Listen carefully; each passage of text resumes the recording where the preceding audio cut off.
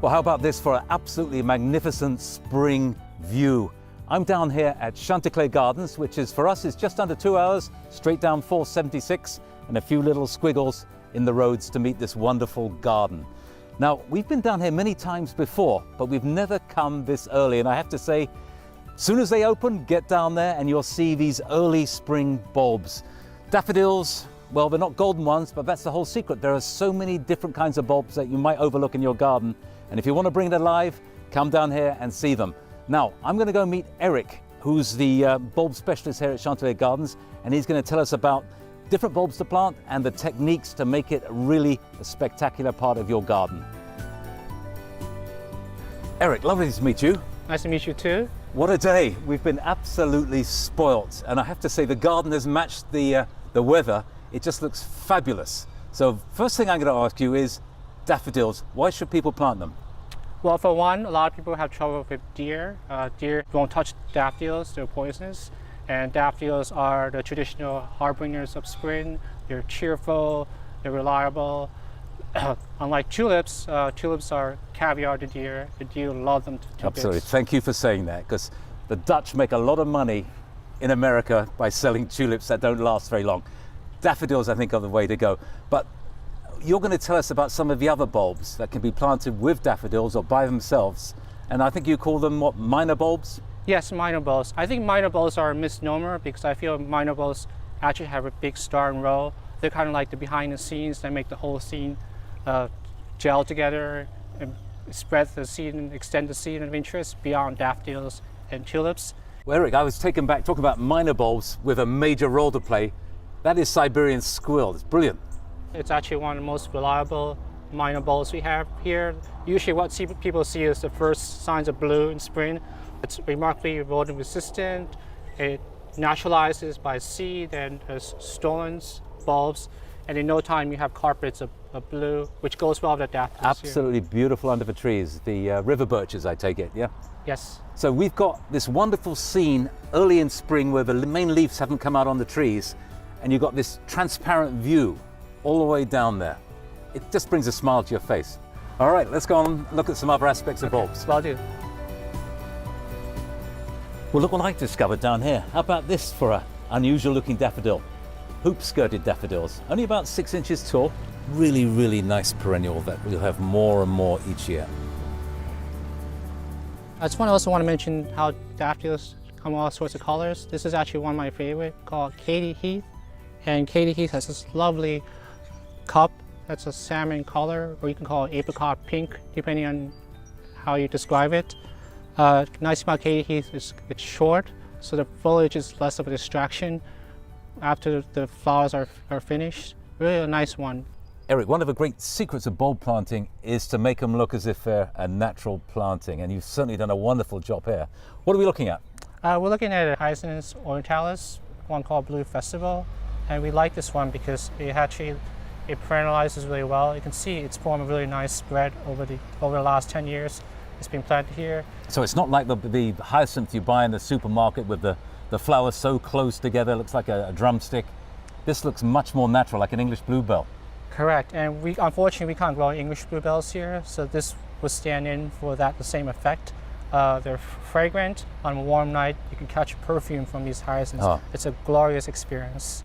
To me, it reminds me of bluebell woods back in England. Now, bluebells are only there for a few weeks, but there's a whole succession of plants that keep coming.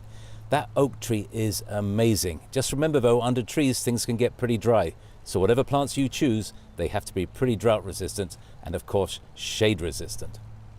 I'm seeing a little leucojum, summer snowflake. Yeah, summer snowflake. Isn't that just popping its head out there? That's a lovely bulb too. Excellent. Well, thanks for showing me that. Let's go and see something else. Well, I asked Eric to choose a perennial that works well with early spring bulbs, and he's picked the Hellebore, and I can see why.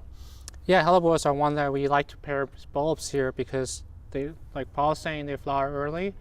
They also are animal deer resistant, so they're poisonous. In fact, Hellebore means food that kills.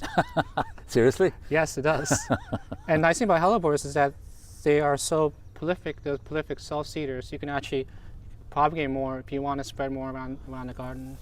Hellebores don't like to be disturbed, so once you've planted them, and choose an area.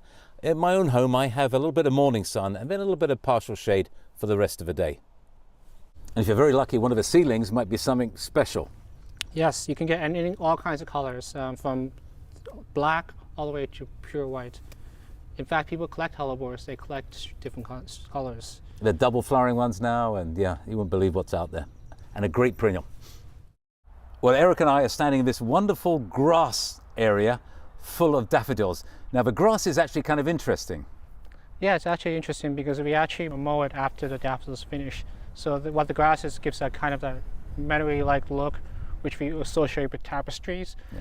And then what's nice about it is that it's actually self-maintaining. That after you mow it, you pretty much keep the garden clean. Now, what Eric means by mowing is mowing once a year only. The grass is actually made of special fescues that grow very slowly and don't get very tall. So you only need to cut the grass, cut the lawn once a year. That could be very useful for some of you. Yes, we usually typically mow after the daffodil foliage begins to die down, let's say in late June to early July, and that's when the bulbs already spent their time storing energy they need for next year's Everything's spring. gone back into the bulb, so next year will come up just as good, if not better. Exactly. Well, this is an interesting planting. We've got all those wonderful daffodils, some lovely yellow tulips, and of course grape hyacinths to give a touch of blue. I want to have a look at the gravel garden because that has a lot of bulbs in it as well. Yes, that's correct. Well, typically I always think of spring bulbs as being kind of a woodland planting, but that's because I come from England. But there are a lot of bulbs that can grow in all kinds of conditions. That's correct. Actually, a lot of our bulbs, like fritillaries, tulips, actually come from Central Asia, where they actually grow in gravel-like conditions. So the gravel garden is actually a good place for them to perennialize because the gravel gives them a good baking during summer. And it also makes it hard for rodents to dig in and prey on these bulbs, which could be vulnerable to their attack other parts of the garden. Now, the gravel isn't just an inch or a half inch, it's pretty deep, isn't it? Yes, and actually we add gravel each year to top dress it. So you're probably at least 2 to 3 inches of gravel. Yeah, 2 to 3 inches of gravel. That's Absolutely. correct. Well, take us for a tour around some of the bulbs we got here. So we have Mascari. The pale one is the one I really like, called Valerie Finis. People think of grape hyacinths as more like this dark blue purple color, but the pale blue is nice contrast. Oh, it's beautiful. The dark purple color. And then we have the tulip here called Orange Emperor. It's a lovely, lovely tulip. You can see the streaking of the green at the base of the petals. This is actually one that will perennialize for us for here. We have bulbs here for quite a few years. And we also have up there the white one called Toto. And Toto is lovely because it's got very fine like leaves and it's a stature that matches well with the portions of the plants in this gravel garden. Now, the interesting thing about this bed probably looks at its peak mid to the end of summer. Is that fair to say? When all the grasses are up and all the different coloured grasses are growing. But you're starting, because you're using bulbs, here we are in beginning of April, still looking fantastic. Well, we're just about done looking at bulbs, but I asked Eric to choose one bulb to finish with, and you've chosen? I've chosen this Grecian windflower anemone. As you can see, the whole world of bulbs is so diverse. There's so much you can touch upon. It's only the tip of the iceberg. Eric, it's been an absolute pleasure, and I hope you learned a lot. I certainly have. Yeah, Thank you very much. Do come and visit. Eric's often around here, and we'll answer all your questions.